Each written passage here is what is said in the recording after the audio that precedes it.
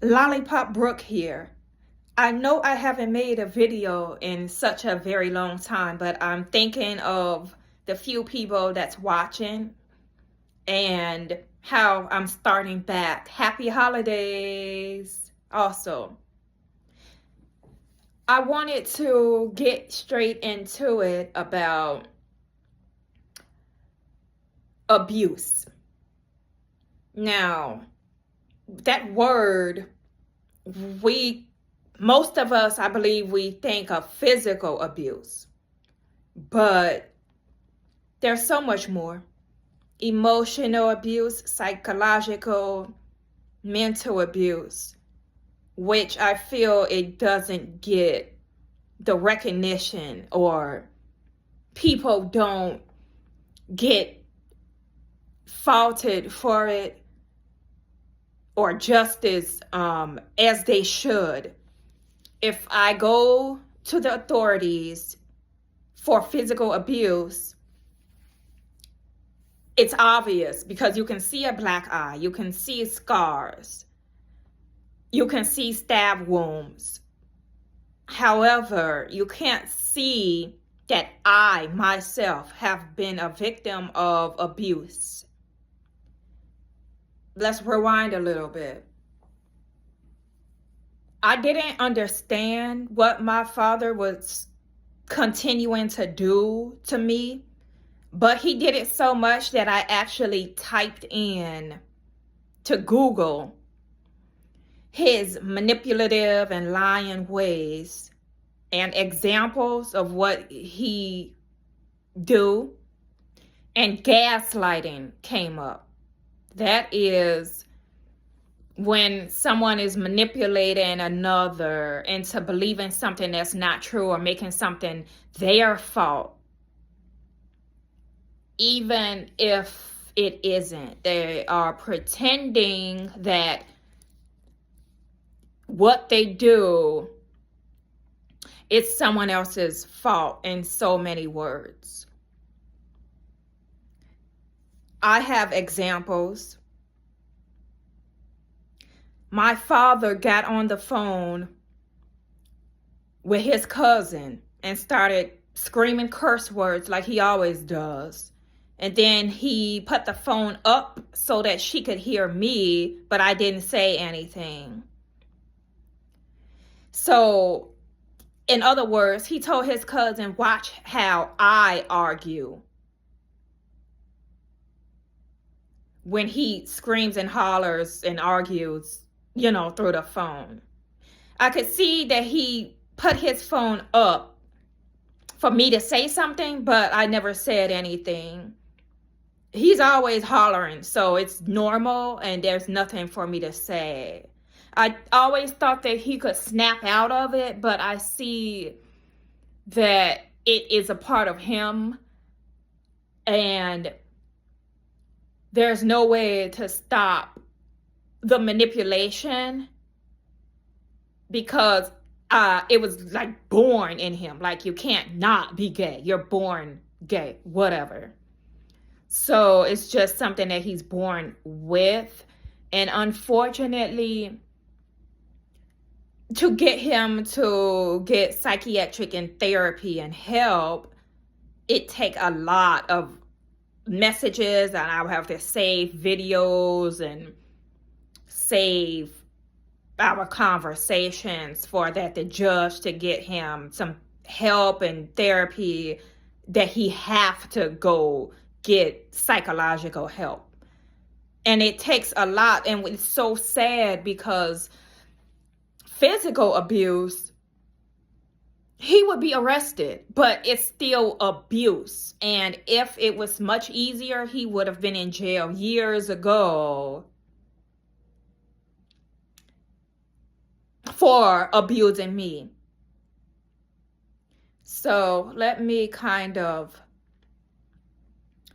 backtrack here.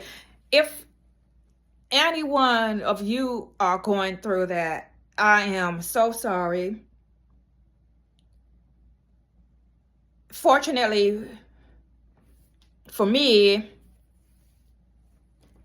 I can just move out and get away from him. He has been blocked from my phone. And it's so sad because he's making sure that his cousins are important.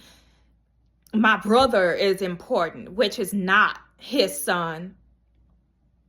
But I have never been important. I have never felt love from either of my parents.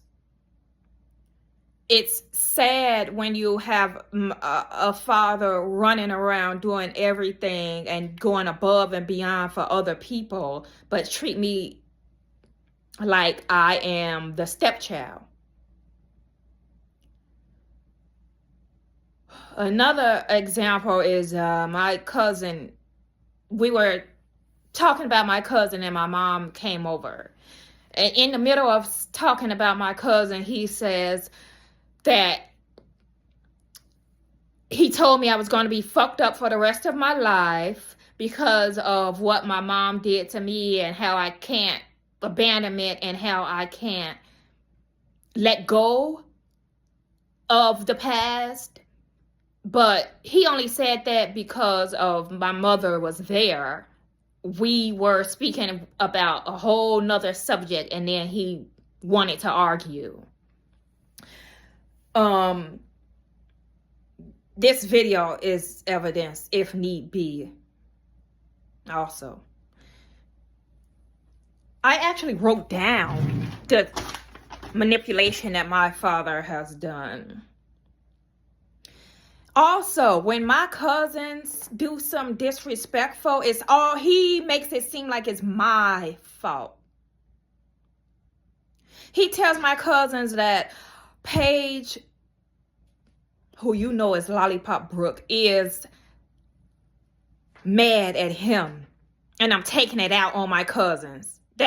I don't do that. That's another form of gaslighting. So people aren't held responsible for hurting me, for disrespecting me, because they are important. But I've never been important to my father. When I tell him that what he doing is insane, and for him to get help, he changes the subject. When he said, and he loves to say that my hair looks nice, which it does, don't it? Just got it done. That's beyond a point.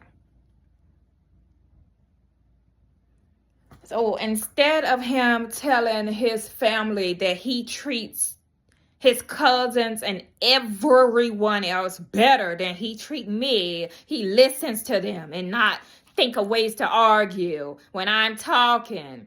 And then he even looks at me like he is dissecting what I'm saying so he can know which part to argue about. And then even the pretending that he don't understand what I'm saying. It's like a language barrier, and it's very, very hurting.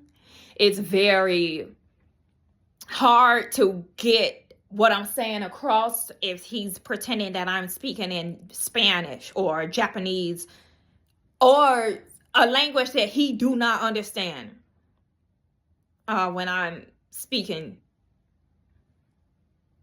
So those are some examples. I don't understand how someone could trick their brain into thinking that their own daughter has a problem. It's Munchausen syndrome.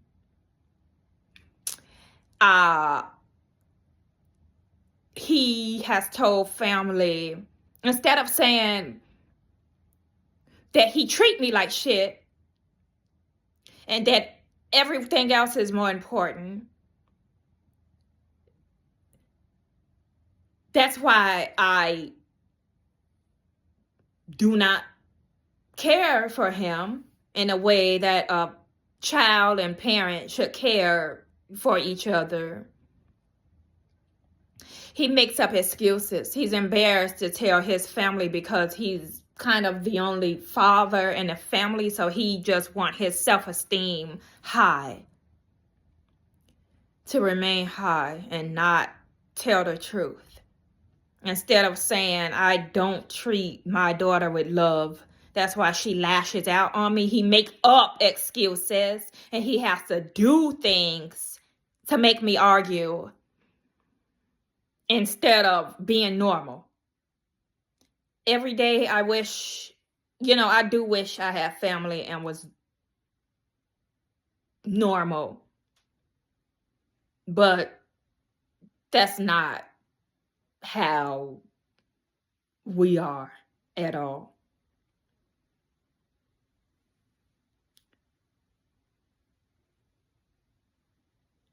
And I'm saying that to say mental issues is real. Mental problems are real.